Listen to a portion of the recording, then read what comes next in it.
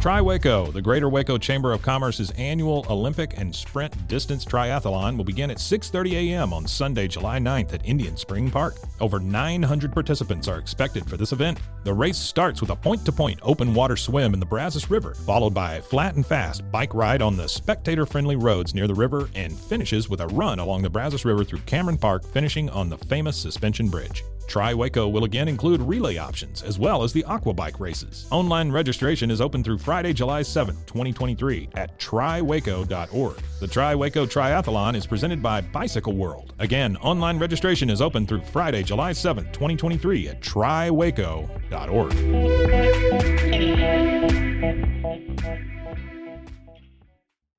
This podcast contains adult themes, sexual content, and strong language. If you can't handle that, you should probably leave. Hi, and welcome to Bustles and Bangers with your hostess, Rachel and Christopher. I love it when you say my name.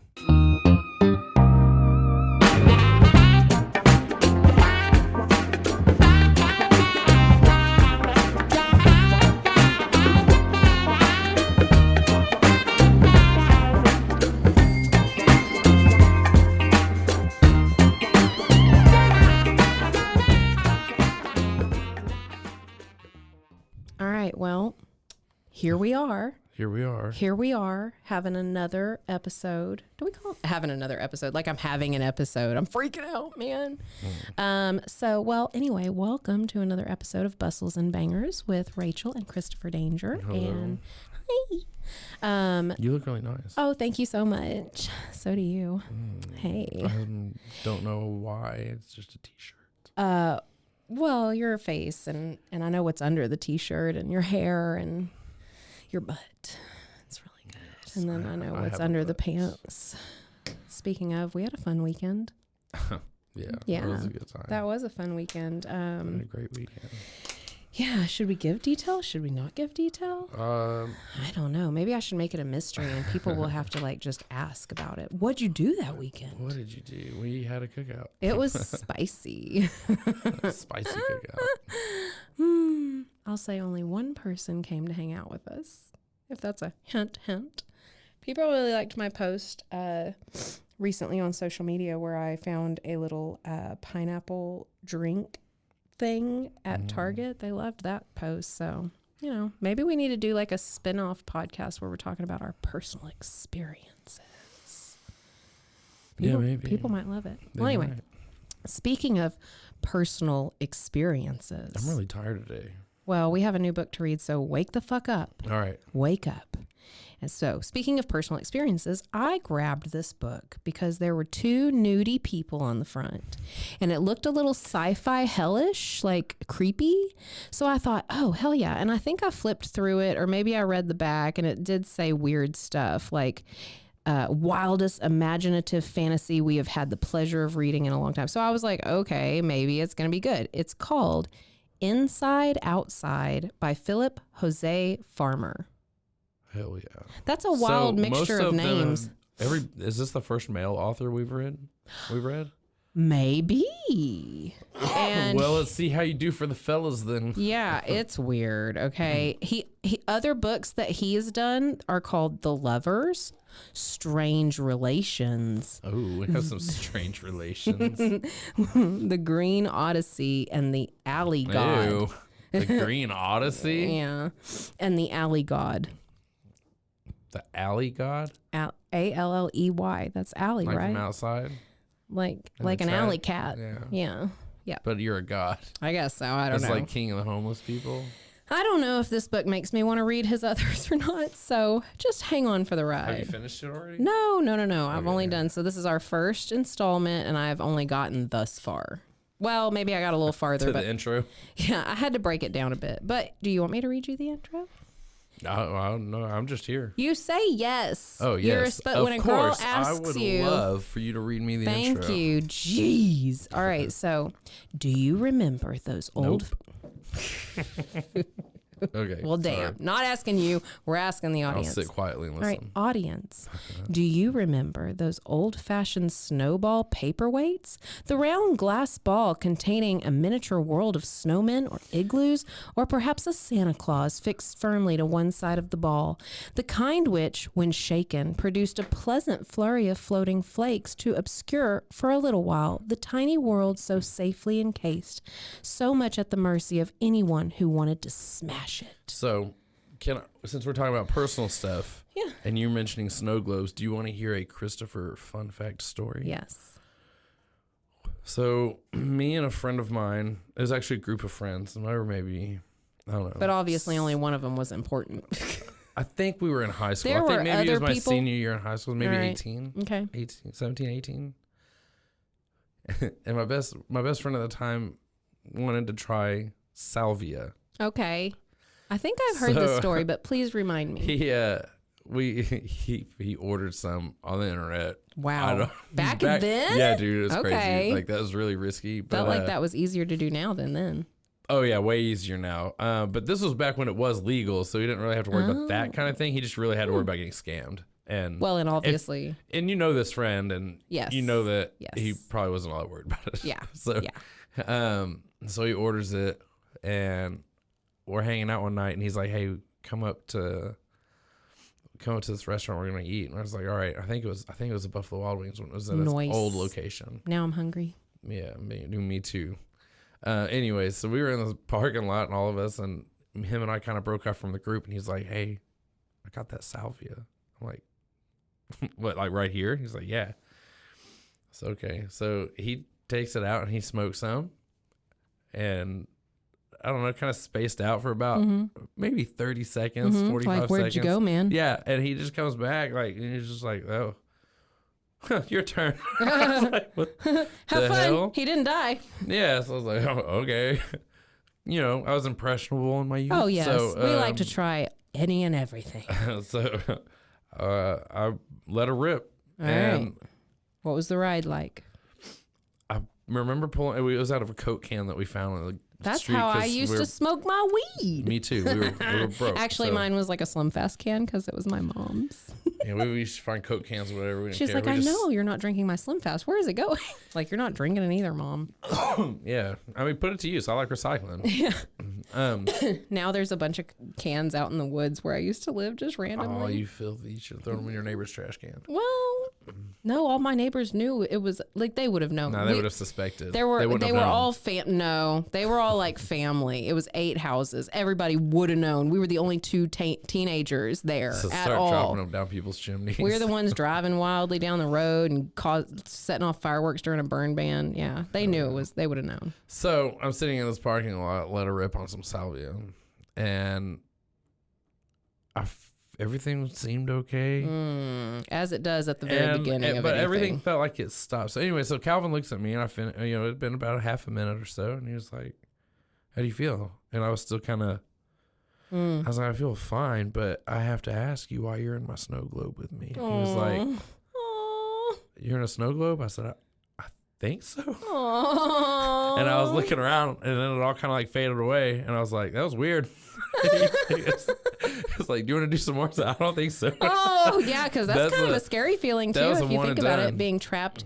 This is a perfect fucking book for that situation, then, because, dude, That's a real story, and he will vouch for that story. you might so. love this book then. Can I just finish and see how you feel after I read you just the second half of the intro?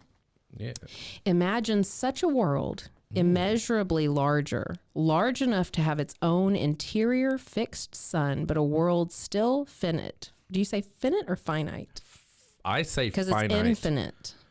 Yeah, I always say finite. All right. That sounds more But like then I do say infinite, so I don't know. Yeah, okay. Whirling freely in space, populated by a full complement of creatures of all kinds. They would be literally inside, outside.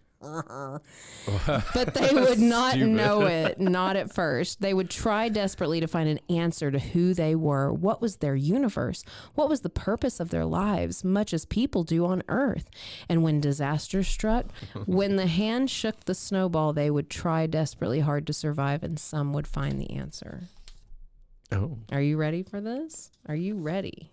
This is a major ride. All right. Inside Outside. I think I'm ready. Okay. All right. Inside Outside, a novel by Phillip Jose Farmer. Representing the men. Let's do it. Yeah. Man. Two floated in the twilight void, arms around each other, the chin of each resting on the shoulder of the other. They spun around a common axis and turned over and over, head over heels. Around them, there was no above or below, was nothing, only the invisible air. Then how are they going around?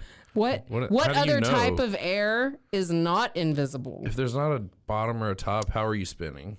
Well, I guess you can feel it's just the motion and nothingness. You can feel it. You ever been to a deprivation chamber? Well, you did, but I didn't get in. And I can tell you. You wasted 2 of those that I paid for. So let's not get into asshole, but that. You can't tell that you're moving. Yeah, that's cool. I might want to try it. The sun was obscured by a cloud of dust. Jack Cole held Phyllis. Jackal? All right, you caught on to that so fast. They say something about it later. Shut up. It's supposed That's to be awesome. All right, Hell yeah. All right, wait. Held Phyllis Nilstrom. I wanted to make sure I said that right. Phyllis Nilstrom. Phyllis Nilstrom. Jack Cole held Phyllis Nilstrom tightly while he stared past her. Presently, for he had no means of telling time in a world where the sun never moved, he saw a speck appear. His heart beat many times. Then the speck was much larger. Before long, he knew that the object was not heading straight for them, nor was it, as he first thought, part of the debris left after the cataclysm, a building or a tree or a chunk of ripped apart mountain. Its shape was that of a living thing, although not like any creature he had ever seen in this world. Skip ahead. All right, this one's gonna be really confusing for me, I can tell. Yeah, maybe. All right, so skip ahead. That's kind of like a peek into the very end of the fucking book, because I did flip through this. So there are two people, Jackal and Phyllis Nilstrom. Shit. Are floating in the abyss. And he sees in the distance something. And it's not debris. But he knows what the something. He doesn't know what the something is, but he knows what it's not. He knows it's not debris. And he knows it's not a creature he's seen before. And it's not a creature he's seen before, but it's a creature he suspects. Right. Yeah. So now that's just a heads up for what's going to happen in the end of the book. So hear me out. We're going to start this book for the 3rd time. I read you the 4th. I read you the intro. I read you the 2nd intro. Then I read you the 3rd intro. And now this is the real intro. All right. Let me say something too before we start this. This dude, this author, loves not parentheses. Oh shit. What the fuck are the things? Oh no. Parentheses. No. These things. Oh my God. This podcast just makes me feel like those are parentheses. Because I was thinking marks. Okay, I'm an idiot. Fuck me. He loves fucking. You're my best friend. Parentheses. That sounds like it should be quotation marks. Please excuse my dear Aunt Sally. Parentheses. Stupid. All right. Yeah. Exponents. All right. Starting over again. Okay. The Deadly Desert. And keep in mind that's a proper noun. I do know that, motherfucker. The Deadly Desert. The Deadly Desert. All right. It's a proper noun.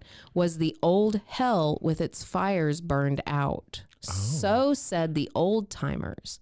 Jack Cole had studied the Deadly Desert so often from his apartment window high up in the tower that he could understand what they meant. While having coffee, parentheses, instant ersatz made from crumbled rock tree leaves. Yum. Okay, whatever. That sounds amazing. Yeah. So in the morning. And then there was another parentheses question mark. They don't know if it's the morning because the sun's not moving. I guess, okay. But still, like we just make it I don't know. Maybe I guess this is good grammar. Maybe he's the best, most accurate grammatical author I've ever seen, and it's just confusing. You know, it's just a lot. It's just. I think you should continue. There's another one later. We're gonna analyze this dude inside and outside as we read this book. Yeah, we all based on his grammatical efficiencies. Yes. And if you fuck this up, Philip, we're never going to let you live it down if you're still alive. Man. He stared over the city roofs, over the city walls, and out across the desert. For as far as he could see, parentheses, there was no horizon. parentheses ends. The sands stretched. Here and there, mountains abruptly rose from the flatness. The mountains... Hold up. There's no horizon. So... Yeah. Was he just looking into like the abyss? That's how they feel. That's how they feel. But so how do you know it's a desert? Shut up and listen. The sands stretched. Mountains abruptly rose. The mountains, like the desert, were treeless, shrubless, grassless. Around them was nothing but sand and sunshine and vapors of poisonous gases from potholes. Infrequently, a dragon or a Cerberus. I thought a dragon or a Cerberus? Cerberus. Okay. Not Cerberus, okay. Cerberus. I got you. Cranked along like an old bus on its way to the junk heap. Once Cole saw a sway-backed centaur. Even at the distance, it looked hopelessly down at the hooves, grimy and gray and broken-spirited as only the long-employed could be. For every now and then he had heard one came into the city. He carried not a bow and arrow with which to torment the damned, but a stone alms bowl. Alms for the centaur. That's the money. Remember in the Robin Hood thing, and he's like, alms for the poor. Yeah, and, alms bowl. So it's just like a cup. This dude's all in. Yeah. Okay. So skip a little bit. This was a world where the sky was not blue, where there was no sky, where the sun was always exactly overhead, where the only shadow was beneath a roof or beside a leaning wall. Jack returned to his breakfast, and he gazed with repulsion at his apartment. 4 stone walls, which did not a prison make, a stone bed, a stone bench, a stone table made of granite, diorite, volcanic tuff, limestone, respectively. His breakfast... Okay. I can picture it now. His breakfast, a quartz bowl filled with manna or it's manna soup, right? Manna? I don't know. I trust you. And with coarse brown fibers like hairy noodles of rock tree leaves. These constituted the only vegetation, and that was only permitted, he supposed, because human beings needed roughage. They were not ectoplasm, but flesh and blood. They breathed and bled, had mouths, teeth and bowels, and so needed food with bulk. The rock trees also existed because a generator of oxygen and consumer of carbon dioxide was needed. This was a physical universe, even if enclosed, just as physical as Earth from which they came. After eating the soup and drinking another cup of coffee, he started to shave with a flint razor. One had to keep up appearances. Pride was not denied, especially here, and mustaches were in. Oh, yeah. Oh, I hear 70s music in the background. Hell yeah. Yeah. Well, actually, and two, since everybody always wants to freaking ask when this was made, let me just look. So we can when see. was this book written? 1964. Ooh. So, yeah, 70s music was completely accurate. No, because that hasn't happened 60s yet. music. 60s Well, when music. I say 70s, I picture all the kind of dull, vibrant colors, the mustard yellows and the forest greens. Yeah, it was ugly. And then the music was like slightly disco, slightly hippie. I don't like it. I love that. Oh my God. If our house, I tried to get our house to look like that slightly, but I don't know. I've always never mind. We're not going to get into it. Okay. But during the second scrape of his flint razor, an earthquake struck. The floor heaved, the blocks composing the walls partly slided. He steadied himself against the table, but he continued scraping off the whiskers. The bastards were not going to unnerve him. Let the universe expand. He was not going to allow them to know he was breaking. However, he was breaking. All of the sudden, out his window, a thin line appeared. It shot toward him, toward the city, grew larger as it came closer, expanding and resolving into 2 walls, forming a sharp corner like the prow of a ship. And like a ship, it roared over the sands of the desert, pushing up great waves in front of it and clouds of dust on each side, a ship of the desert sailing under the wind of God's fury. Here it comes, he screamed. It'll smash into us. Tons and tons and tons of giant blocks of granite ramming at 60 miles an hour into the city. But the great city suddenly stopped. That was pretty intense. It was. Anyway, it turned out to be a mirage. Sort of. It was a reflection, apparently. Phillip, Phillip? I have a question. What drugs are you on? What is your preferred psychedelic? Yeah. He has definitely had some mushrooms. Yeah, dude. Yeah, absolutely.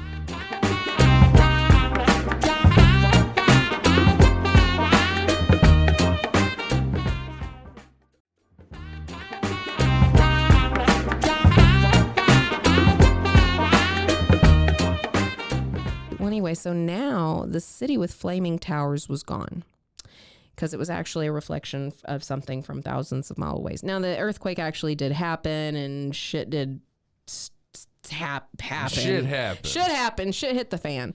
Well, anyway. Shit hit the fan. Okay. Yeah. So now the city with flaming towers was gone. It would never do to allow commerce intercourse among Christian and Buddhist.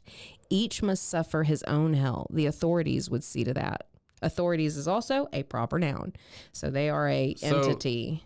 What happened? Okay, so he's sitting here in his apartment, in his hell apartment. So he's in hell. As far as everybody knows, They suspect they're in hell. just like we suspect we're on Earth in a universe, right? It's the same kind of situation. We're all assuming Right, truly. but they're like, we're in hell. Yeah. And so an earthquake occurs while he's shaving, and it seems out his window like some city is coming towards him, but it turned out to be like a mirage, a reflection of the world they're in expanding. And he's talking about how the world has to expand and other places have to be created because they're not allowing like different religions to intermingle because you have to suffer your own shit. Oh, so each prophesized hell is actually like All it's together in relative one? to who you are and what you believed when you're alive. I guess so, yeah, because he says Christians and Buddhists shouldn't commerce. Holy fuck! or So intercourse. it's better than to not believe in hell at all. Dude, yeah, because then maybe you won't get in. Yeah, you didn't make the list. I only believe in heaven and getting my dick sucked in the afterlife. Yes. So the guys who believe in having all those wives when they do the whatever it is, Yeah. the kamikaze thing, then they'll get it. I think you mixed up a whole bunch of shit there, but that's okay. I don't know. Whatever. Oh, you have to kill somebody to get in there to get that? I don't know, man. What just... Oh, the penny dropped on my leg. I was like, what is I'm cold? not going to presume to know. Well, anyway, just a heads up, everybody. This gets into some religious stuff. Just read it. I think Yeah. it should be Well, a no, surprise. Don't tell anybody what's obviously, we're talking about hell, Christians, Buddhists. Anyway, I'm never... I'm just thinking it's interesting. Everybody has to suffer their own respective hell. Like, what's your hell look like, Rachel? Mine looks like being served room service and sitting on a somebody beach. fanning me with a banana leaf. Yeah, dude. Yes, I had to listen to the please. Eagles. And I want an orgy of really sexy people. Really sexy people. Like tens, the dude. genders don't even matter. All the way around. I just want to be Tens. in the spotlight. All right, so he starts talking about the authorities. If the authorities were so smart, he thought, why didn't they make this place big enough in the first place? So see, that's the description of it expanding. What asshole made this so tiny? Yeah, it was then that he put his hand on his face and felt the wetness. He had cut himself with the flint and had forgotten about the cut. He licked the blood off his finger and thought intensely about its slight saltiness, its redness, and how it was his blood, his own. Pleasures were few here, and you had to do strange things to get your kicks. He knew a man who could lie on his back, practically bend himself double, and then could... Well, he better not go on. Uh-oh. It did not... What? He could... He's licking his own butt. Yeah, practically double. He could get in his belly button. That was as close as he got. Yeah. But it did not bear thinking about, not because it was in bad taste or vulgar or against current mores, but because he hated that man for being able to get a kick that he could not. He was not worried about bleeding to death, but he did want to repair the damage because the exchange, another proper noun, where he worked, insisted on its employees looking presentable. So in hell you still have to work? It said pride was not denied. Oh, yeah. No. I would imagine that hell would have work. But get this. Yeah, hell with work. But get this. He telephoned his doctor who lived in a small room in the lowest sub-basement of the apartment. Telephones in hell? Why not? They were the work of those who had been here before man. The quotation marks, demons. Demons. So telephones were invented by demons. There is so much grammar and stuff in this book. It's insane. Is that what he's saying? Yeah, well, he's thinking it in his head. It's you and yeah. Okay, so the doctor gets there. He opened his little black bag, slapped something on the wound to close it up, and covered it with salve. What caused the earthquake this time, Cole said. The doctor replied with chips of wariness dropping off his voice and flakes of sullenness darting from his manure brown eyes. That's how everybody described my eyes. So anyway. Manure. Another famine in China. So basically. Wait. I thought they were in hell. Right. China's in hell? No, he asked what caused the earthquake. Oh, okay. So he says another famine in China. Because what happened is 500,000 souls encased in solid flesh had moved into hell overnight, and hell had expanded to make room for them, hence the stretching and the earthquake and the mirage of a new city being created. It was a Buddhist city, and... let's see, buildings reeling, toppling. The other city was a mirage. Oh no, never. Okay, so it was real. It did get created, but it wasn't that close to him. Anyway, the doctor gets a call at Cole's place. And speaking of grammar and how... Jackals? Yeah. Okay. And speaking of grammar and all that, the way he described, it's like the phone rang... Oh, or no, it said the doctor got up and went to the phone because he knew he would get a call in a couple of minutes at Cole's apartment, Jack's apartment. But then it says Jack went and answered the phone, but it never says anything about him saying, oh, here's the phone for you, or handing it over. And then all of a sudden it's like, Dr. B.O. That's his name. Awesome. Put down the phone and ran out of the room. He was a flash of red edged with the blue of auto intoxication. This dude is a little tripping. Yeah, okay. So just a little side note, so you know, apparently slavery is legal.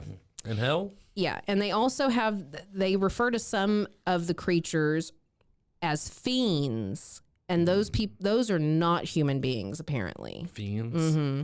Was this like meth heads that went Maybe, to hell? yeah. And even they, liars that they were, would not claim that they had their pride. Besides, if it were not for the fiends, would human beings have been in hell? I guess it's the fiends that kind of created all the problems. Maybe they're also sort of demons. I don't know. So we will read on and find out. Yeah. So Dr. B.O., when he left the room, he left the phone off the hook. He was in such a hurry. Interesting, right? So Jack gets curious. Yeah. So he puts his ear up to it? Yeah. So the last time Jack put their ear to a phone was in 1999 in Fight Club. Oh. And that's how he found Marla in the apartment. Oh. Okay. So he left it off the hook.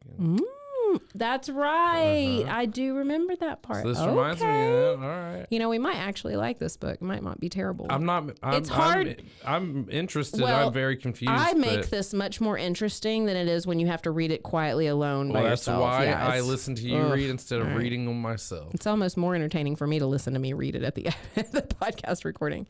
So anyway, okay, here's what he heard.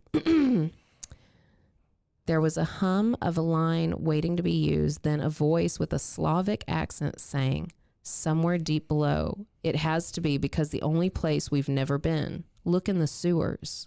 There was a click. Cole put the receiver back on the hook, picked up his briefcase, and walked out. Look in the sewers, he thought. What the hell was behind that remark? Look for what? Then as he went out onto the street, he forgot about it.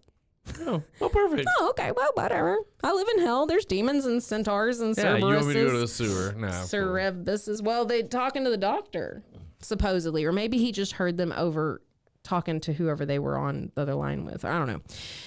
So, just so you can get a little idea of what the streets are like. Oh, I can't wait. It was blocked by a crowd that had gathered around a corpse, half hidden beneath a block of granite tumbled by the quake. Death did not awe or attract them. It was what death brought running that made them stand around and wait when they probably had urgent business elsewhere. From far away, he heard the faint whee. What? Does it say that? Whee! W-H-E-E-E-E. Whee! Of the siren. Oh, okay. It was distant, so he knew he had time to step into a store and buy. Or I thought like maybe that guy jumped off a building and this. Yeah, it was the sound of the last bits of the air in her going. Yeah. Yeah, she farted. The last remnants of it. Yeah. All right, so he was going to try to buy a package of Roll Your Own. Mm-hmm. That's what it's called. The owner was not in sight. The slave was, though. Now, let me go ahead. God. Let me go ahead and say this right now. This book is fucking racist. I don't. It sounds like it's getting there. Listen, I do not recommend anyone to pay a dime for this fucking book. No, don't give Phillip Jose Farmer any more of your money. He's got way old thoughts. Oh my God. So anyway, I'll tell you, I have crossed out a lot of really bad words. Okay. Now, you know, I love bad words, but there's one word I don't like. Yeah. So I crossed all that out, and I won't be reading them, and I will be skipping a lot of the extremely racist commentary. And I don't mean commentary like against him, but like the way he wrote the talking, really bad. Okay. So I don't know. I don't know. If somebody wants to give me the A-OK, I would read it. I'll read it to you personally, but I'm not going to read this out loud. It's so offensive. It's so offensive. Anyway, Okay. my note is massive amount of racism.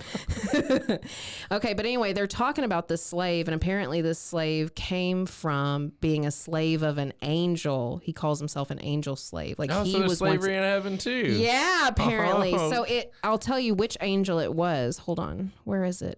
Did I not underline it? Saint Michael's.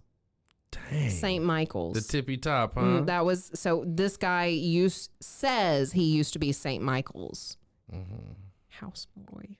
I hate it. Crazy. Jerks. Anyway. So anyway, skip all that bullshit. He's trying. Man, you're supposed to be representing dudes right now. The guys, Phillip. Well, again, Here we old are. school. He's probably an old white man. Well, I don't know. I'm very thrown off with the middle name being Jose. Maybe he felt like it was okay Maybe for it's him. like his pen name. He's trying like, to get away from it. I gotta look slightly like I have some other kind of heritage to be allowed to write this, I guess. Jerk. Like claiming a different race to get into college. Give us a fucking break. So anyway, he goes on to get in an argument with this guy, I guess, because the I can say that word. My middle name's Jose. well, all the words are, I think, just being thought. He's just like describing the situation. It's so stupid. There's literally, I had to 1, 2, 3, 4, 5 N words I had to cross out In one page. in one page, just describing this one situation. This guy's a jerk. Anyway, so what happens? That's wild. What happens is Cole's asking, what is his name? He asked to be called Uncle Tom, but he asked to be called that. But also, Phillip, you're the one that said he asked that. Yeah, you're the one that So- made up that story. So I still don't know if it's okay. But anyway, so he's asking, I'm going to call him Tom. He's asking Tom, where's the owner? And he says, that's him outside, the one under the boulder, I guess. And he thinks he's lying, you know, he thinks he's fibbing or whatever. And he's trying to buy some tobacco. And he's like, well, you know what? I can't do it. I mean, whether he's dead or alive or here or not, I'm not allowed to sell it. And then they go into, he goes, you mean I got to go without smoke today? And he's like, well, I guess that's up to you. There's nothing I can do about it. Dude, you're in hell. You're just afforded to smoke. Yeah, so I guess it's just like prison, like when cigarettes were able to be in there, I guess. No, I don't know. I've not been to prison. Well, so he's apologized and he grinned though and resumed his picking up of the articles. By now the siren had become very loud and Cole said to him, isn't he living with a woman? Maybe I could make a bargain with her. And he's like, oh no, he would not do that. He is very religious and he's not going to live in sin with no woman. Oh. Yeah. Okay. Interesting, right? But he's got 9 But slaves. he's in hell. But he's in hell, and you're not going to live in sin. This is okay. Hang on. The siren was much louder. In a few seconds, the ambulance came around the corner. The ambulance There's emergency In services hell. in hell. for people who die. Why don't you just disappear like in your video games, like when they just I down wonder on the what ground? happens to you when you die in There's an answer for that. So stick around. hell. All right. The crowd drew back Finally, to make some way. answers to these questions that have been driving us since our history. Yeah. Finally. So the driver and a passenger got out. 2 men climbed out of the rear. Gross. 2 of them. Yeah, so 4 people. So anyway, damn. one's carrying a folded up stretcher, the other 2 crowbars. Cole was disappointed, as was They're gonna everybody beat him else. with the crowbars and put him on a stretcher. X had not come this time. X had not come this time. If Cole was disappointed, he was also relieved. Twice he had seen X, and both times he was awed. The hair had stood up on the back of his neck. A chill had run over his skin. He had witnessed similar scenes too many times. Within a few hours, the dead man, no longer dead, would be back tending to his store. So there's your answer. That's what happens. You just reset. Mm-hmm. Go right back to it. Yeah, like game reset. But I guess you got to go to the hospital and like get a little shot of life. I don't know. So what if somebody was like, "You're not going to the hospital. I'm gonna put you in my fucking freezer." I don't know. Maybe it's not allowed because then you it's don't. It's not allowed. Of no. course, well, it's not allowed here. But you know, that kind of shit happens. But no. But I think the point is, and it gets explained later, that like dying would be too much peace for you to be allowed. You know, so like you have to come back even if you accidentally did die. So that's how torture in hell works. Like even if they kill you, you come right back and you get tortured again.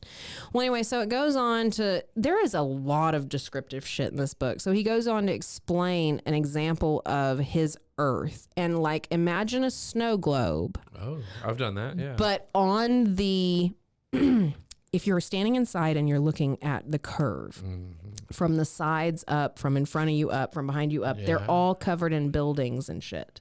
That's why there's no sky. There's like a sun in the middle of it, but it's like Earth backwards. So basically, if Earth was Earth, like we are, we're on the outside of the ball. They're on the inside of the ball, and hell covers every wall of it. Does that make sense? There's no flatness to it. Okay, I think most people imagine hell flat because we see it in movies and you just see, you know, the ground, but you're not thinking about, you know, the actual universe of it.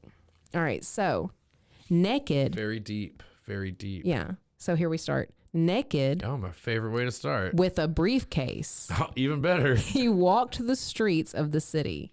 Others, naked too, thronged the wide thoroughfares between the towering buildings. All were men and women of various ages, from 20 or upward. There were no infants, children, or adolescents here. Well, thank God for that. Where were they? In some other city or elsewhere outside this ingrown world? Cole had memories, vague. He thinks he died in an automobile accident. He thinks he's about 30 years old. He believes he has a wife, 3 children, about age 6 and 3. His wife was a blonde. Good looking. He's speculating all this? Well, he has memories, okay. But he's like, they're vague, but he believes this is what's correct. Because you could have a dream and get confused. That's reality. I did that recently. So this is how he describes his wife. Blonde, good looking, and something of a shrew. He could not remember her face accurately, though it seemed to him that she had a nice nose, over full lips, a rounded chin, and a dimple on one of her cheeks. So then he starts to think he's maybe an electronic engineer, marketing supervisor, blah, blah, blah. Yeah, okay. You were a janitor. All right. So if he had not been so full of hate for his boss at the moment he was killed, if he had a chance to cool off and kind of regain some love for humanity, and if he had not also at that moment not been hating his wife, whom he'd suspected of infidelity. Oh, I can't imagine. Though he had no proof whatsoever. Just a sour feeling in the stomach. He had a bad dream. And if he had not at that particular second also turned his head to watch the sway of hips of a long-legged brunette on the sidewalk. Oh, so they haven't been fucking, and he was... If he's saying maybe he wouldn't have ended up in hell if when he had his automobile accident, he was at peace. Well, if he was a nice guy, because not only is he hating his boss and thinking his wife's cheating, even though he has no backing, and he's also checking out a sexy brunette, which hell yeah. I love brunettes. Oh, I'm about to be a different colored hair though. I decided on, I think, what colors I'm going to be, but I don't know if I should surprise you or tell you. Oh, you finally made a decision. I think so, yeah. Well, I had people vote on it on my social media. Oh. And speaking of, so if you want to follow our social media and see what my hairstyle is going to look like, I am a brunette now, but I'm going to be something different later. And I'll try to post as sexy of a picture as I can. Find us at Gypsy Danger 317 or Bustles and Bangers on Insta, TikTok. I think only Bustles and Bangers is on Facebook, so that's it. Anywho. So he's whining, he's crying. A lot of this makes no sense. He's thinking in his head again, we eat and excrete copulate without children being produced. So Sounds like heaven to me. Huh? Yeah, sounds like heaven to me. You don't have to have a baby. All right. They suffer pain and feel pleasure. They bleed, even die. Something has been altered in us to So defeat you're aging. just in a shitty place, but you keep getting recycled into a regular ass life. Yeah, it's like, honestly, like, I'm down. This I'm doesn't fucking sound all down. that different from what we're doing now. Yeah. I mean, so, you quit know, complaining, Jack. Yeah, man. Make the best of your Jesus. situation. I know. Go get laid. Man, if you're tired of shit falling from the sky and crushing people, fix it. Well, so another bit of a insight to what the city looks like. There's a bunch of buildings, there's a bunch of statues. They're not gargoyles as you'd think, but they're human faces of every shade and every emotion known to mankind. Then we get it's just a bunch of different. It's a bunch of emojis, fucking immortalized. Yeah, it's horrifying. Yeah, it's horrifying. For every facial expression that's ever existed. Yeah, could you imagine a wall of actual emojis though, constantly all wallpaper of emojis all the time? You'd go crazy. Yeah. So here we get to his workplace. On either side of the great building, there were two statues. They looked like toads halfway in the process of turning into men, or vice versa. Mm-hmm. Over the tremendous arch of the portal of his destination were carved by human hands and in Hebrew letters, "Do not abandon hope."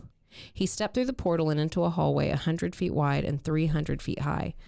Do not abandon hope. Do not abandon hope. Is that a play on Dante's Inferno? Maybe. Gotta be. So the room of the building was carved out of a single piece of stone, a titanic block hollowed. So the interior represented the inside of a basketball. So it's like they're in a ball and then their workplace is like a ball. But their earth is a basketball It's that's so dumb. currently being It's used. like balls. Like just a ball after a ball after a ball. It's like opening a bunch of different presents, but instead of boxes, it's balls. Balls. All right. So anyway, so as you can imagine, also the walls curved up inward and desks are on the entire thing. But I guess no humans are on the desks up high. He thinks that may be where demons used to work or something like that. Fiends or whatever. Because they can hang upside down. Yeah, maybe. Yeah, all my meth head friends can hang upside down. But anyway, people are still made to sit on the curved upward desk area. So I bet that's uncomfortable. So he starts He starts writing on a sheet of parchment. But their parchment paper is actually tanned human skin from which the hairs had been removed. White or light brown skin, of course, because black skin made the graphite marks almost invisible. So, of course, only, light-skinned people became paper, I guess. But, like, if you can't... Dude, I'd make some great paper. You'd make great paper. I'd be some high-quality shit right here. Well, you'd be some good plastic wrap. You could see right through what you're eating. Hell yeah. So, anyway, and they're talking about, the rock tree leaves again and blah, blah, blah. There's the only thing to eat around here is the rock trees. But then how'd you get the fucking coffee? We ground up the rock trees. What'd you use to grind them up with? We rock used trees. rock trees. Damn. You're not listening. So basically, this is a call center. Okay, yeah, this person sounds qualified to work at a call center. So the phones, people are on the phones. He's came out of his house, pissed. Yelled at a slave Yeah. for not being able to do Sell him stuff. Yeah, slave restricting things. Yeah, you don't deserve a good job, Jack. And then Jerk. goes to his call center job Yeah. at a desk. Yeah. Yeah. And you can't even burn the place down. I guess there's no fire in hell. There's no fire in hell. So anyway, I guess the coffee was cold. Damn. And I don't even mean cold brew. No ice. All right. So anyway, these people answering these phones, if there was something important coming through the line, they would scribble a note and summon a runner, and the runner would take the note to a guy called the chairman. Chairman. Send this note to the chairman. Doodle. Yeah, like it's a penis. Tell the chairman he drew a dick. He's a dick. Tell the chairman he's a dick. Wrong person. So the chairman sits on a throne. He was a big man claiming to be 70 years old physically, but 1700 chronologically. That is relative to Cole's time and exclusive of Hell's own time, which was no time or forever. So see how confusing this is. So confusing. Then how are you measuring it, my guy? He's just talking. Your He's acid trip bored. is going crazy. Yeah. The chairman's head and face were covered with long white hair. His beard fell to his skinny ankles. His beard, in which he wrapped himself as Like a blanket, like a diaper. like a robe, and covered his reputedly withered sex. He called himself Angelo, a strange name for a denizen of hell. It was rumored that he knew Dante, who was also said to be a citizen of the city. All right, but he's talking about how there's Dante? The Dante? Yes. Wow. Yeah, I'm so- starstruck. If he's in this book, I'm just going to melt. Celebrities. Yeah, I'm going to melt. All right, so he gets into work, right? And he looks at everybody around and he is horrified because every man in the chamber, except for the chairman, was clean shaven. There was not a single mustache anywhere. Oh, shit. He's sitting there with a single mustache? He felt humiliated, ridiculous, and above all, betrayed. Nope. It's time. Why had not any of his so-called friends told him that mustaches were out? And They're not your friend. And this is hell. Out is also a proper noun, apparently. Maybe that's how they figure out who's getting sacrificed in today's workplace. God. Like who shows up with the wrong fad item. Yeah. So, okay. Head down, cheeks burning. He climbed up the steps between the rows, slid in his own seat. The phone was ringing. He answered it, and then there's some racist jokes I'm not going to read. That was it? My job is a call center. I call and listen to old racist jokes. No, it's this guy named Sven. And Cole answered, and he says, Agent Sven Hallmar speaking from sector XXB-8N/B. All right, so Cole knew exactly where Sven was on the map, and he makes this racist joke, and then he's like, if you're just going to, like, fuck around and waste my time, like, I'm going to hang up. He's like, no, I got something good. Bless you. What it seems like is he's, like, dropping some information. Because at this point, I didn't really understand what the exchange was, but I think the exchange is like an exchange of information. Okay. So he's like, I got this guy who says this shit. You got to listen to him. His name, or he won't give any name but Fyodor. And he says he calls himself God's idiot. So Fyodor, he calls himself God's idiot, and he talks about this thing at this place. Yeah. You got to see it. If you need to know what Fyodor might look like, he's bald-headed, long-bearded, okay? And he's like, don't hang up, I'll get him. So Sven goes to get Fyodor, and Fyodor starts talking to Cole. I don't know why we can't just call him Jack. And he's like, give me something fucking... you could call him Jack. Okay, well, that's where they're Jackal. getting to. So he's like, give me something worthwhile because, like, what you're saying isn't adding up to anything important. He says... and he says, I mean, by worthwhile, I mean one or both of two things we want to know. One, the exact location and identity of the man or woman who could not be here if this were hell. Two, the identity of X, the dark Messiah, the bastard Christ. Oh, we need to know where he is. These are the two things that Cole wants to know. So this is what the exchange must be truly looking for, or at least so Cole they're like himself. a rebellion against hell.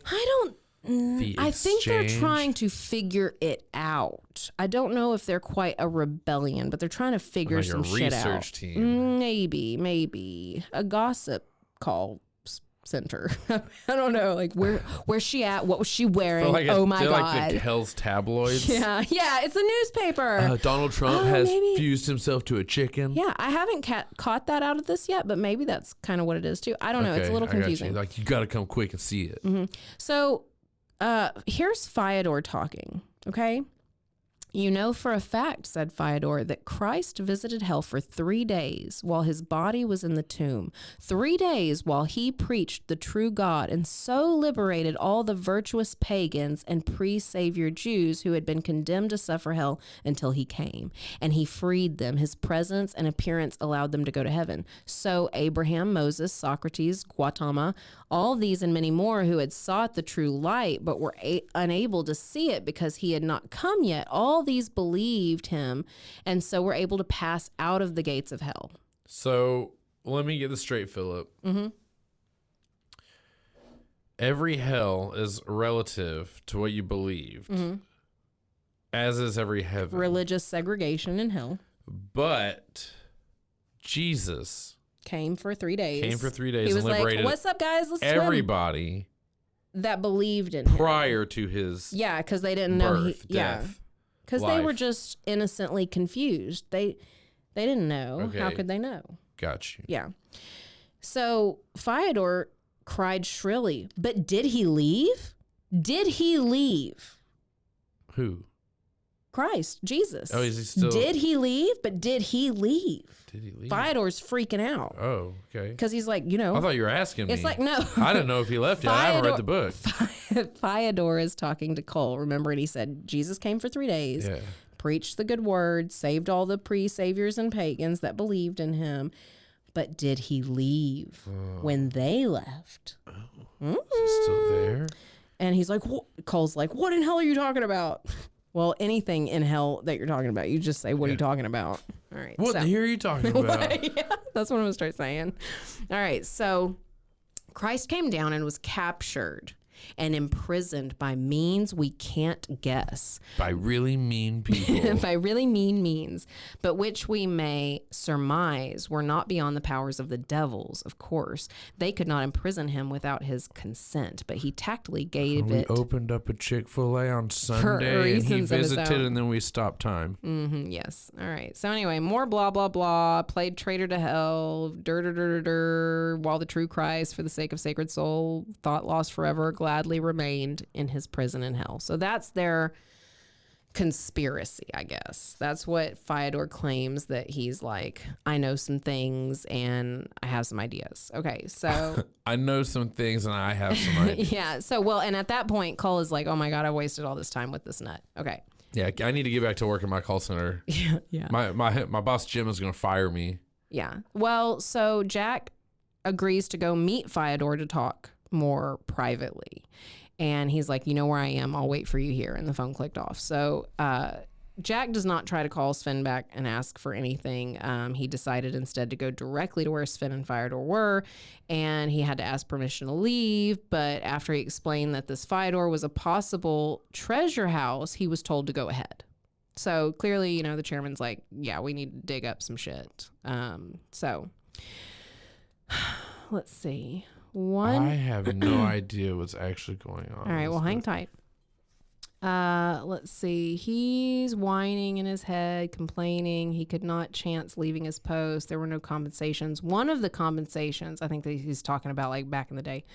One of the compensations he had, no, not back in the day. Sorry, excuse me. There were no compensations, but one of the compensations was Phyllis Nilstrom. She was standing in the lobby talking to Robertson, first telephoner. Phyllis is the spinning thing, right? Yeah, they were spinning together. With Remember? Jackal? Yes. Okay. But she is So in is the, this when they've met? well, no, he knows about her. She's at the job. She's in the lobby talking to Robertson. He's the first telephoner of the second shift. The first telephoner. Yeah, if you wanted to know what his job I'm a was. first-class He's- telephoner. But of the second shift. Well, I guess in the So, 60s, this is like the shit. yeah, she was a beautiful woman of medium height. Her hair was ash blonde, pulled back tightly from her broad forehead and fashioned in a large psyche knot. I don't know. Okay. I don't know. Psychonaut? Psych. Dude, it's Capital Psyche. I don't know. We should really keep our phones out and Google some stuff, but it'd take too much time. So whatever. She had long, slim legs, curving, firm buttocks, a narrow waist, flat stomach, and breasts that were firm and full, but not vulgarly so. Her voice was husky. So she's me. So- except when I get my hair dyed. hell yeah. Yeah, no. Yeah, wish you I can had the tell the flat difference tummy. between when women authors are describing the females on their book and when the male author is describing Yes, their it's a their little ridiculous. females. But I liked his description all right. No, you know? I think no, he didn't. I mean, again, there's a bit of an insult. There's a broad forehead and stuff like that. maybe so. he likes. Maybe he's a tall forehead kind of guy. I just appreciate that he thought she was pretty without her breasts being vulgarly large. I just like them being normally large. I just like them being average or itty bitties. I know what you like. I know. All right. Anyway, but even though he thinks she's beautiful, he loathed her. Loathed her. I've Yes. actually had somebody like that in my life that I thought was really pretty, but I was like, I fucking hate you. I need you to give me the name later. All right, but anyway. You, when I tell you, you'll be like, oh, yeah. Okay. Is she the stripper name one? No, you didn't hello her. Who? What fucking stripper? Who the fuck is it? It's a girl I used to work with. Oh, you've told me that. No, you told me that story. She's like a bitch or whatever, but she's good looking. Fucking yeah. cunt, all right. dude, all the time. Yep. Okay. Everything out of her mouth is so fucking mean. Yeah. But it wasn't just to me. I mean, it's to everybody. Her whole life was like that. That's like the kind of girl you want to slap and spit on, but still get a BJ. Man, holy shit. Yeah, But like she was shut your fucking mouth, bitch. cute as fuck. Aw. But. All right. Well, whatever. And we've later in life seen this person. She's still good looking? No, I haven't actually seen them. I've seen them. Oh.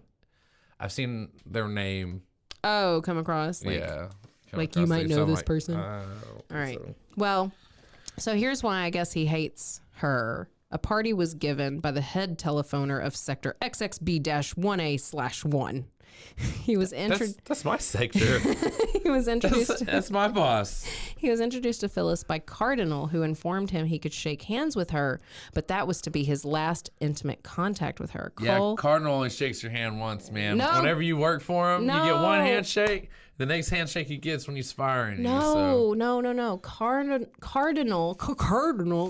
Cardinal told Jack that he was only allowed to shake Phyllis's hand one time and one time forever. That's it. You never get to be intimately touching her. Like, you can't even brush a speck of food off her face or anything. You can't tell her she has a hair on her dress. Don't even.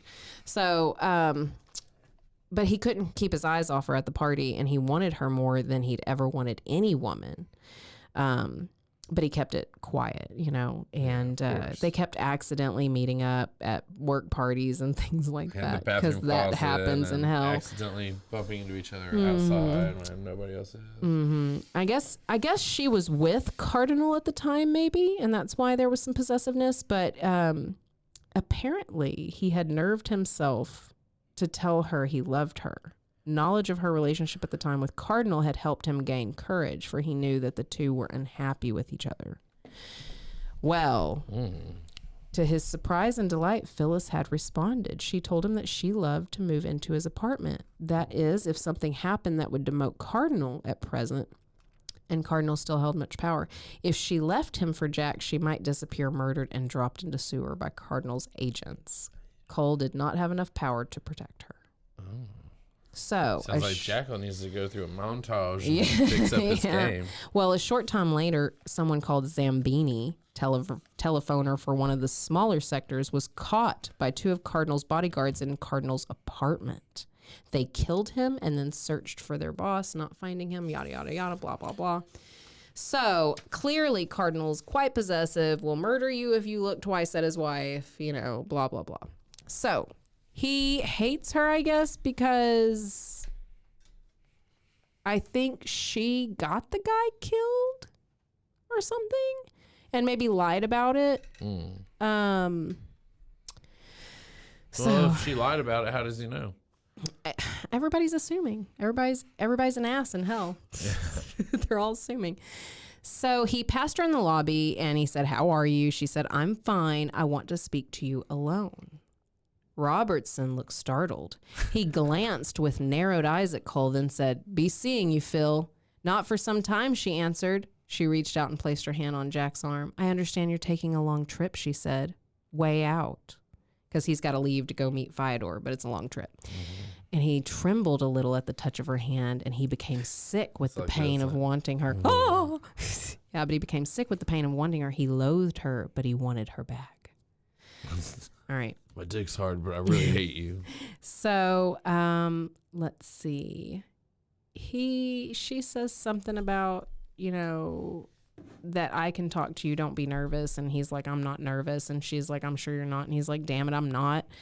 And she's like, I didn't stop you to discuss your state of terror, so drop," or maybe that's him. "Drop it. The facts are these. The chairman wants me to go to the same sector you're going to." Okay, so they're both headed the same direction. Perfect. "You are to be my bodyguard or my watchdog." Hell yeah. So he had to swallow a bitter pill, and he's trying to put a little sugar on it. "You're the sugar." "What do you mean?" "I mean," she said, "that he thinks I'm perfectly safe with you. He knows what an eager beaver you are to advance yourself and how you'd do nothing to jeopardize your chances. Also that you wouldn't have the guts to make a pass at me." Dang. So 12 hours later.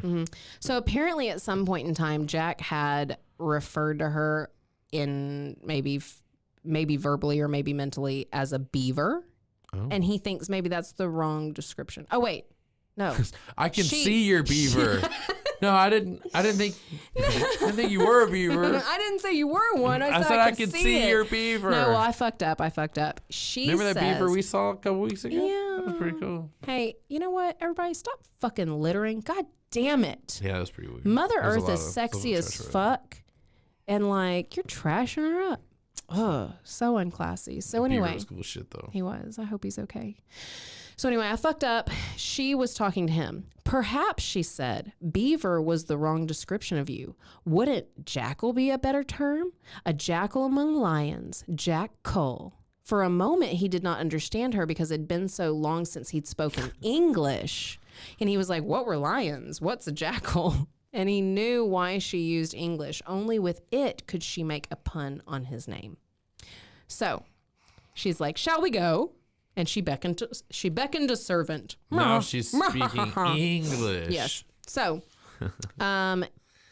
this says for the first time he was on a mission important enough for him to be given a ticket on the Piggyback Express. Hell yeah. Another proper I noun. love riding the piggyback express. It's my Yes. favorite. So, but now he shone only with reflected luster to ride on a man's back while she, the deep freeze bitch, was carried on a palanquin, was to be struck in the face. So she gets to ride in some kind of luxurious thing, I guess, and he's got to actually piggyback on this trip. And the Piggyback Express, just so you understand, he actually has to like get on somebody, arms wrapped around their waist, they hold him up, and then they start running at full speed. Hell yeah. Dude, I would pay so much fucking like that. You could charge a premium or something like that. That would be fucking dope. Hey, hold up. Well, but they get tired, okay? Who? So the person who's the piggybacker. Of course, we don't care. Right. Well, so they have to drop him off and he has to jump on the next guy. So it's like a relay? And this time it's a short but muscular blonde. And he too ran as fast and as far as he could until his legs almost gave way. Anyway, they all start after a while just dropping his ass. Like, and so it's like being on a plane ride, but if you're napping, like your ass is going to get dropped. Just wake the fuck up. So by the time he reached the destination, he would be so stiff and sore his muscles would creak. The skin on the inner part of his thighs, where they had rubbed against the arms of his carriers, were burning, and he was sick.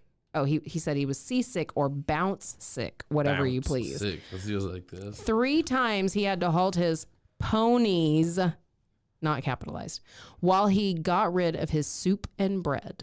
Where the fuck did you get soup and bread if there are only rock trees and coffee? Yeah, dude. Okay. It was your bread made out of rock trees? Yeah, I don't know. Rock tree soup. I don't know. So anyway, his swiftly beating heart, overdriven adrenaline system would keep him awake. Dude, I want a piggyback ride like that. Are you kidding me? That'd be awesome. Yeah. So, he's sick to death of this bullshit. He's thinking about his last argument with someone and blah, blah, blah, supervisors, back talk. Get back in the saddle, Cole, and ride like the blazes. Oh, he's trying to call his boss and bitch. He's like, this is not fair. She's riding in a wagon and I gotta do that. And this guy's like, get back in the fucking saddle, shut the fuck up. And he's like, yes, sir. And he like learned, I think he actually calls twice like an idiot. And so, I was just seeing if you maybe changed your mind since you had to think about it. Yeah. So, hey, real quick though, little bitty pause. How are we doing on time? Because I technically got a little note on here for a not a hard stop, but it's like, We're like right at an hour. okay, well, perfect. Because here's the weird ass thing about this book. There are no chapter breaks. Well, then, are we done? We are done because Awesome. I don't want to jump into. This is like an abrupt, like, It really kind of We're just was. gonna stop. Well, I mean, like I said, he gets to his destination. Alright. He calls his boss to whine and cry, and they're like, nah, keep going. So anyway, basically they arrive in the town that they're supposed to meet Fyodor. Okay. But we're going to stop there. And you just have to listen to the next installment to find out what the conversation between Jack and Fyodor is going to be like and where the hell does Phyllis fit in on all this, and why is she going to this town? I am thoroughly confused on all of it. So But are you also interested I've been more interested in this than any of the other books? This is, Yeah.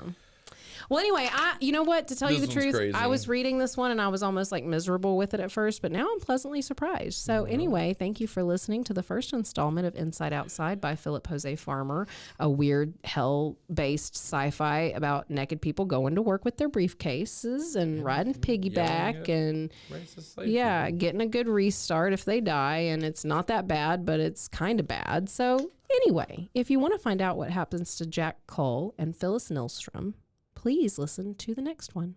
Just click the arrows. Until then, follow our social media, share our information. Please keep listening, subscribe, download, blah, blah, blah, blah, blah. We love you so much. Goodbye. Bye.